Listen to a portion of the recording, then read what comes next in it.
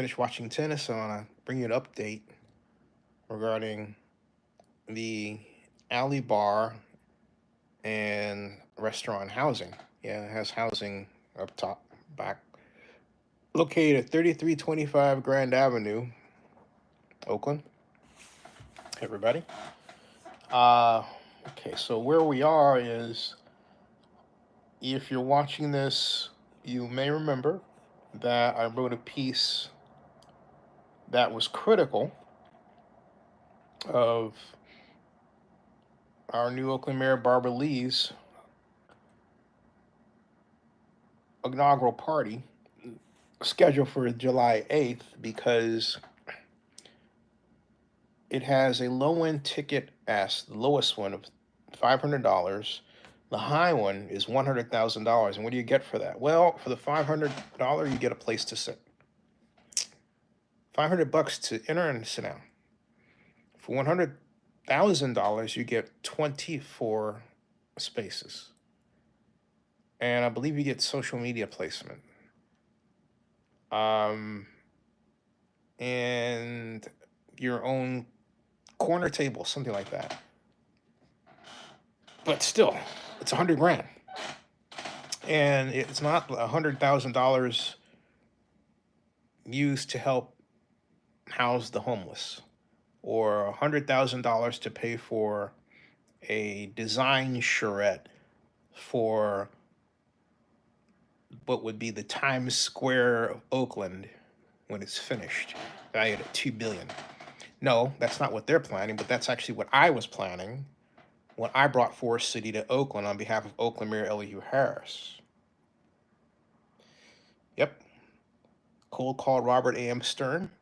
Had a fantastic conversation with the famed architect. He sent his deputy Paul Whalen out.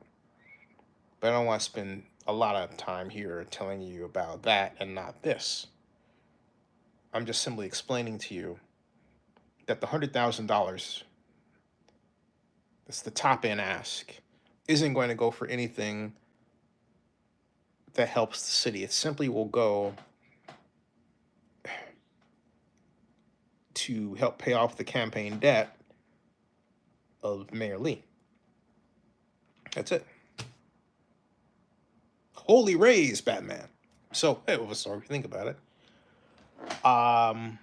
Will it provide a way for would-be developers to have an ear with the mayor, either publicly or privately? Nope.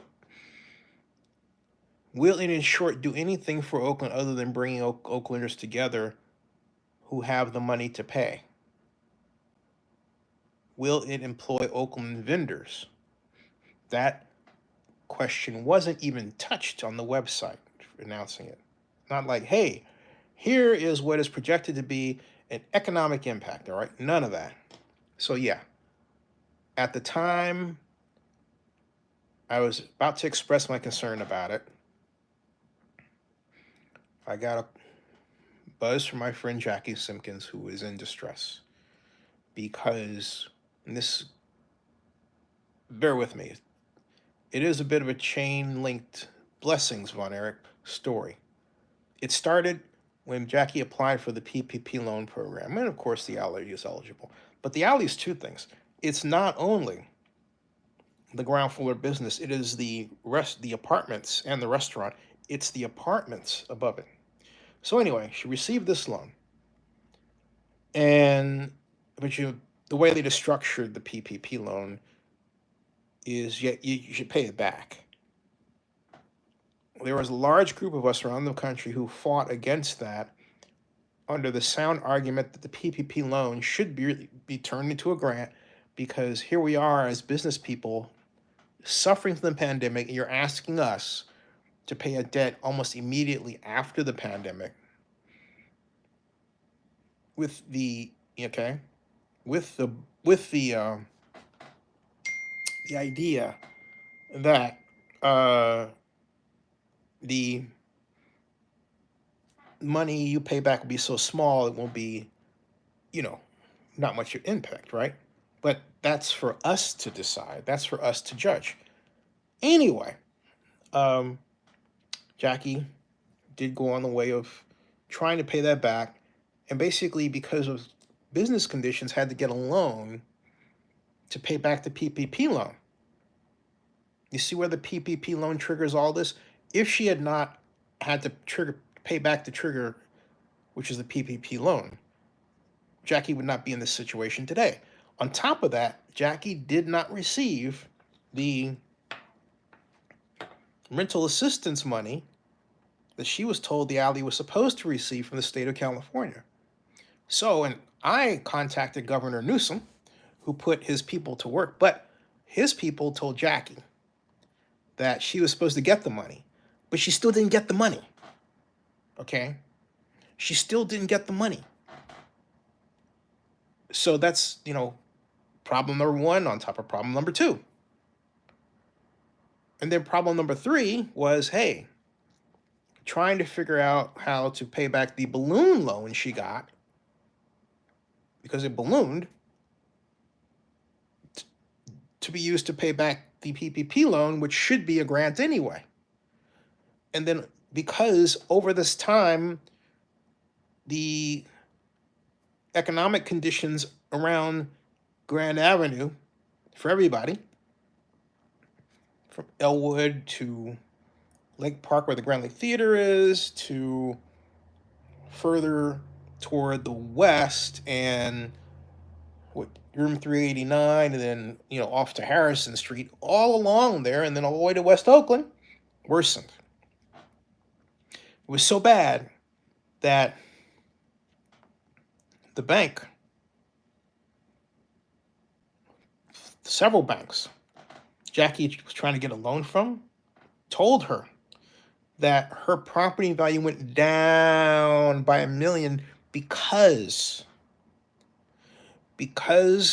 of the crime, the horrible crime problem, the same one that caused the Bay Area Council to send Zenny 62 Media a post on how they would, if you will, fix the Oakland Police Department, which is now up at zenreport.com. Okay? So Jackie's now in a pickle, and hey, look, situation is like this. If she can't get $250,000, the bank will take the alley in July. And the apartments above it. So this is a twofold problem. This is not only a problem of business retention. This is a problem keeping the housed and not homeless. It is a two-bagger. So I have tried to engage anyone I thought was in the best position to help her. Juan Eric asked, does she have to pay back the principal plus interest? Just principal. She has, well, when you pay back a debt, all right, the way that is, on a loan, you pay the principal and interest, okay? And so, but the bottom line is, the real question is, was her business performance good enough to pay it back? Remember, she had one fundraiser where she had to raise $75,000. Before you say, well, that should have helped her pay back the loan, hold on a second. A good portion of that $75,000 was needed because, get this, you okay? Okay. The good portion of that was needed because the city of Oakland told her she had to completely rehabilitate her kitchen. And she had shut the kitchen down on it wasn't the city of Oakland, in fairness, it was the county of Alameda. Because they felt that it needed to be upgraded from a health perspective, not so that much that's not why they told her to shut it down. She made that decision on her own because she knew that she wanted to have the kitchen so that it was in top shape before she used it to produce food that she had to sell. So she had made that decision. But in their inspection, the city came through, and the county, came through and made a more finer grained inspection and said, okay, you have to do this or you lose your permit, okay? So the money she raised, the $75,000, a substantial portion of that went to the new kitchen back there, the new stove for the alley. If you let me remember, the alley started advertising that they had new recipes and everything. Well, and a new chef, right? Well, the new chef came before that slightly, but no, the new chef came after. I'm sorry. At any rate, there was that. Now, let me explain something. In the old days of economic development, a business like Jackie's would not have to do that. There would be the Oakland Business Development Corporation, which I worked with and worked for a time, who was ran by Arnold Bello. And we would get either a loan or grant to you so that you can make those upgrades to your oven. And many times, if the business person wasn't clearing enough to pay the debt on the loan, we would turn it into a grant, because our job was to make it easy for the business to stay open in Oakland and succeed in Oakland. Now, you don't hear that from Oakland government today, and yet you should. There's no excuse. All right? There is no excuse, okay? All right? Banner says the Black Farmers Association are going through the same kind of problems. There's no excuse for these situations to occur. None. If we have a good, active, and well-financed economic development effort. And to do that, you have to have a system that cares to build it. It can be done with tax increment financing. This city acts like it's allergic to learning how to use enhanced infrastructure financing district legislation, which is the trigger for the use of tax increment financing. What is tax increment financing? It's simply taking the property tax that you pay within a designated area where your house or business may be, and then instead of that being used to pay part the city, part the county, part BART, part AC Transit, part school district, part flood control district, it goes to we now call the Public Financing Authority. We used to call the Redevelopment Agency. And the Public Financing Authority uses that in accordance with a infrastructure financing plan to provide the necessary monies for businesses to improve their facade, improve their stove to get more security there, all that, all right? Under something called AB 464 Mullen. Now,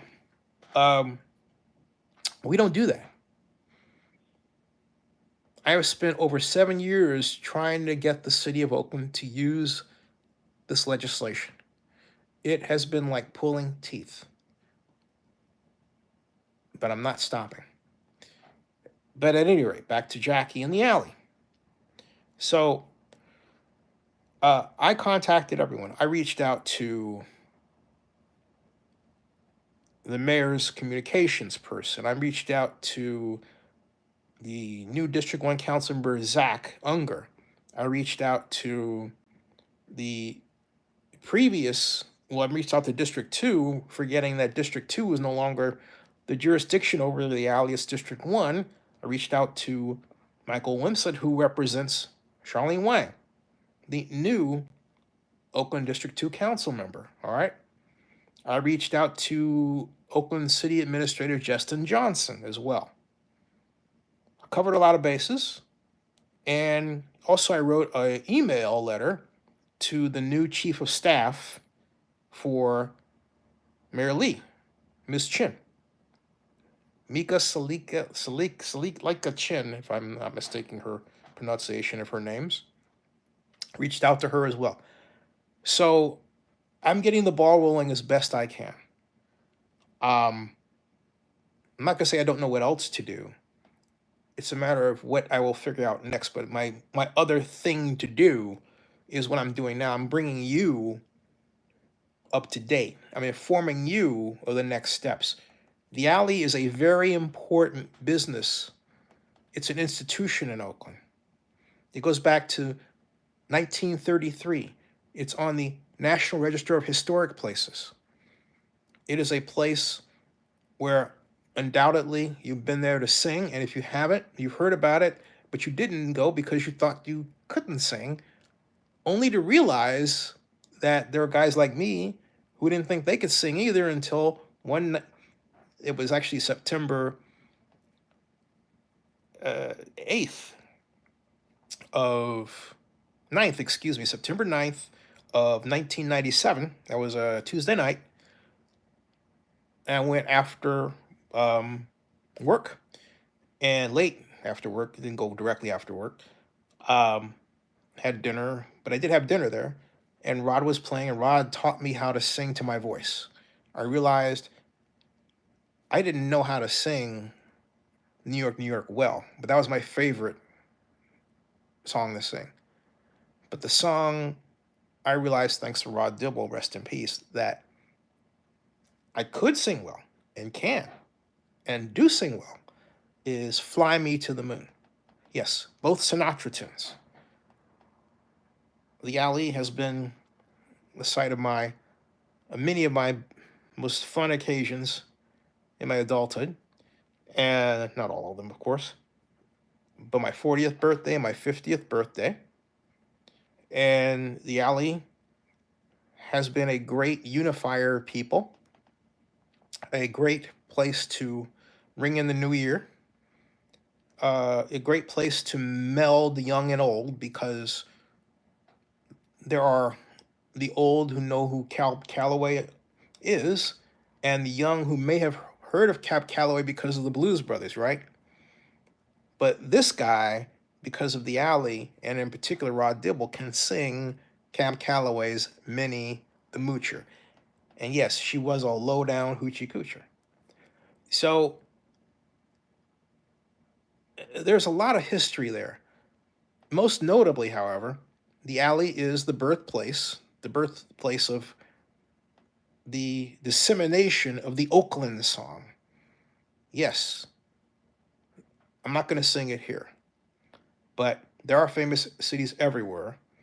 The ones we write about in song and verse: Chicago, London, Paris, and St. Paul, Buffalo, Miami, and Beaver Falls. Yes, Beaver Falls.